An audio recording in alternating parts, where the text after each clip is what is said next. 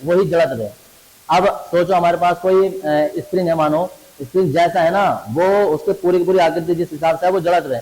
अगर हम उसे मोड़ेंगे तो वो वापस आ जाएगा, उसे दबाएंगे तो फिर वो अपनी अवस्था में आ जाएगा। तो जड़त में होता क्या है कि अगर किसी वस्तु की हम अवस्था बदलें या उसकी आकृति बदलें ना, तो वो वस्तु उसका विरोध करती है। लेकिन विरोध करती है, मना करती है कहीं ऐसा मत करो, लेकिन इसका मतलब ये नहीं कि हम वो हो नहीं सकती। अगर हम स्प्रिंग को बहुत ज्यादा मोड़ना चाहें तो मोड़ भी जाएगा। कोई तार है, हम उसे तार को थोड़ा सा खींच के छोड़ दे तो वापस आ जाएगा। लेकिन अगर हम उसे ज्यादा मोड़े तो फिर विरोध ही तो कर रहा है वो। बहुत सारे बच्चे पढ़ने का विरोध करते हैं कि भाई आज हम स्कूल नहीं जा रहे, इसका मतलब ये थोड़ा नहीं कि नहीं जाएंगे, मार मोड़ कर कूट काट कर भेज ही देते हैं, कैसे नहीं जाएगा। तो कोई भी वस्तु है वो विरोध करती है, लेकिन विरोध उसका माना जाएगा नहीं माना जाएगा वो उस पर लगे बल पर डिपेंड करता है कि बल जो लग रहा है वो उसको ऐसा मान रहा है। अब सोचो कोई मोटा सा स्प्रिंग दे दें और तुमसे कैसे मोड़ो और तुम उस पर कितना भी कूदते रहो तुमसे मुड़ेगा ही नहीं, समझिए। तो क्या हुआ कि वहां वस्तु ने विरोध इतना कर दिया कि तुमसे हुआ ही नहीं। अब कोई छोटा मोटा स्प्रिंग दे दिया, तुमने मोड़ दिया उसे, या इतना मोड़ा, कभी कभी स्प्रिंग खींचते हैं, इतना खींच देते हैं वो वापस ही नहीं आता। होता है ऐसा, पैनों निकलते हैं, पहले थोड़ा खींच रहे तो चलो वापस आ गया, जितना पूरा खींचा वो खींच गया, फिर वापस नहीं आया। फिर वो वापस नहीं आया कि वस्तु ने एक लिमिट तक तो विरोध किया और उसके बाद विरोध करना बंद कर दिया। लो भैया आप अपना आप करते हो, हम तो फैल फाड़ गया, बस हो गया जो काम होना था, या मोड़ दिया तो मुड़ गया। एक लिमिट तक वस्तु अपनी अवस्था का विरोध करती है, लेकिन हर बार नहीं करती है कि भाई कि सारी जिंदगी भर हम विरोध ही करेंगे। अब अगर किसी चीज को हम मोड़ना चाहें तो वो मुड़ेगी नहीं, ऐसा नहीं है। विरोध करती है लेकिन काम करने से रोकती नहीं।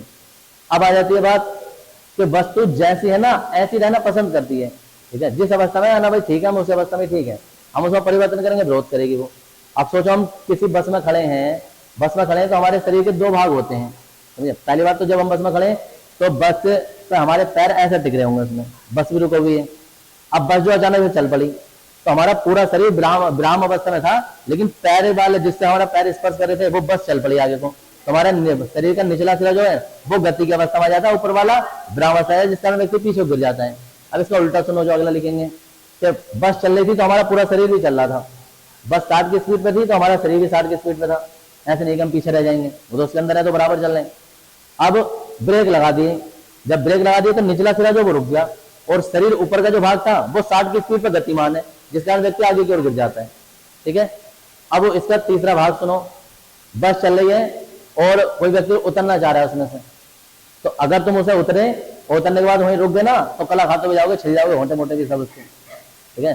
तो क्या क्या कंडीशन है, नियम यह है कि अगर तुम बस में से उतर रहे हो तो बस के साथ साथ तुम्हें दौड़ना पड़ेगा थोड़ी देर, तो बचोगे। हेलो करो अब इधर देखो, अब उसका कारण सुनो। चलते हुई बस जो थी उसमें हमारा शरीर जो है वो पूरा गतिमान था। अब हम कूद के एकदम से उस पर जमीन पर उतर गए तो जमीन थोड़ी ना चल रही है, जमीन तो रुको भी है। तो जैसे हम कूद के जमीन पर हमारे पैर पड़े, हमारे पैर रुक गए, तो शरीर का निचला सिरा जो है वो तो स्थिर अवस्था में आ गया और ऊपर का सिरा गति की अवस्था में, इस कारण व्यक्ति आगे की ओर वो गिरता हुआ कला खाता हुआ जाता है। तो तरीका यह है कि जैसे हम उतरे उसके साथ साथ थोड़ी देर तक चलें, जिससे हमारा जो था वो गति की अवस्था धीरे धीरे कम हो जाए। जैसा चौथा गिर, तीसरा गिर, दूसरा गिर, ऐसा करके गिर होता है, ये हो जाता है। अब एक क्वेश्चन है तुम लोगों के लिए कि हम ट्रेन में हैं, ट्रेन की छत पर खड़े हैं और हमारे हाथ में गेंद है, ट्रेन चल रही है, हमने गेंद ऊपर फेंकी तो गेंद पीछे की ओर गिरेगी, आगे की ओर गिरेगी, कहाँ गिरेगी या गिरेगी नहीं, ये ना, ये हमारे पास है और हम यहाँ खड़े हैं, गेंद हमने ऊपर की ओर उछाल दी, बस जो वो 60 की स्पीड पर आगे चल रही है, बस नहीं ट्रेन कुछ भी हो सकती है, 60 की स्पीड पर आगे चल रही है, हमने गेंद ऊपर को उछाल दी, गेंद आगे की ओर जा गिरेगी, पीछे की ओर जा गिरेगी या ऊपर कोई चली जाएगी या कहाँ गिरेगी जाके,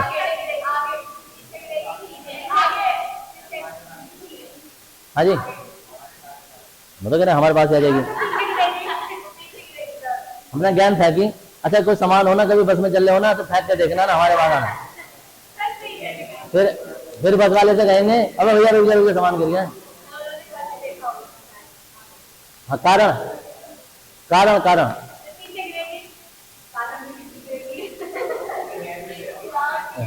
हाँ जी, हाँ जहाँ हम 60 की, देखो बस 60 की स्पीड चल रही थी, हम उसके अंदर खड़े हैं या छत पर खड़े उसकी, तो हम भी 60 की स्पीड पे, हमारे हाथ में गेंद है वो भी 60 की स्पीड पे, जब हम उसे ऊपर फेंकेंगे ना तो भी 60 की स्पीड पे ही है। तो जैसे हम जाएंगे तो ये मत सोचना गेंद पीछे चली जाएगी, गेंद हमारे साथ साथ जाएगी आगे को और वापस हमारे हाथ में आगे गिरेगी। हाँ जी ये ट्राई कर लेना तो हाँ आराम से। और गेंद नहीं, कोई भी वस्तु है, अगर तुम ट्रेन के अंदर उछालोगे, अंदर भी खड़े हो ना तुम उसके अंदर, ट्राई करके देखना। ट्रेन के डब्बे में रहो या बस के अंदर रहो, तुम फेंकोगे तो कम से कम चलो गिरेगी तो वहीं रहेगी, बस के अंदर ही। ट्राई करोगे तो वो हमारे हाथ में आएगी, कारण गिरेगी।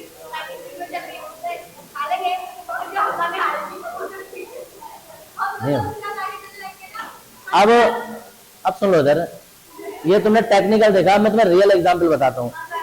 रियल एग्जांपल ये है कि हम चल रहे हैं, ये ठीक है, और ये साइंस कहती है कि जैसा कोई चीज 60 की स्पीड पे चल रही है, हम भी 60 की स्पीड पे चल रहे हैं, हमारे हाथ में गेंद है, वो भी 60 की स्पीड पे चल रही है।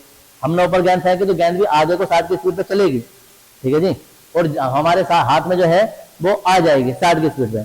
लेकिन रियल में ऐसा पॉसिबल होता नहीं है, गेंद जो है वो गिर जाती है। उसका कारण क्या होता है? उसका कारण ये होता है कि जब हम थे तो हम पर हवा का बल लग रहा, हवा का प्रतिरोध बल लग रहा था, विपरीत दिशा में हवा लग रही थी, तो हमारा शरीर इतना बड़ा है कि हवा से हम नहीं गिर रहे हैं, बैलेंस बना रहे हैं, हम रोक रहे हैं, ठीक है जी।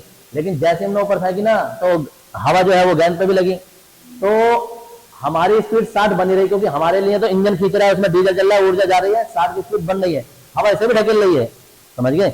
लेकिन इंजन उसमें बराबर सप्लाई दे रहा है, जब बराबर सप्लाई दे रहा है तो हमारी स्पीड 60 की बनी हुई है।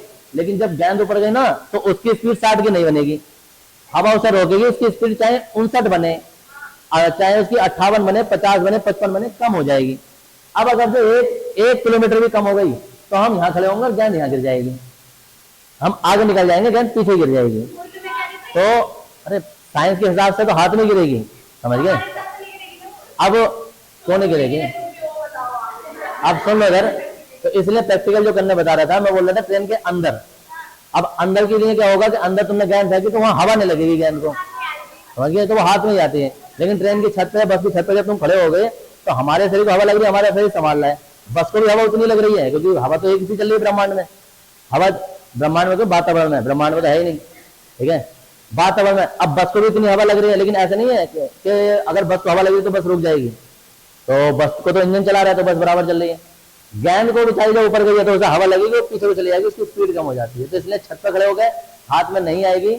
साइंस के हिसाब से या मेरे कहने के हिसाब से प्रैक्टिकल छत पर खड़े मत करना, जिस सामान को फेंकोगे ना वो नीचे गिरेगा जाके, वो नीचे गिरेगा जाके। और उसके लिए तुम्हारे पास कंडीशन ये होगी, उसके लिए कंडीशन ये होगी कि गेंद तुम्हें जो है, अगर तुम अपने हाथ में पकड़ ली ना, थोड़ी सी आगे को फेंकनी पड़ेगी ऐसा करके, तब वो हमारे हाथ में आ जाएगी।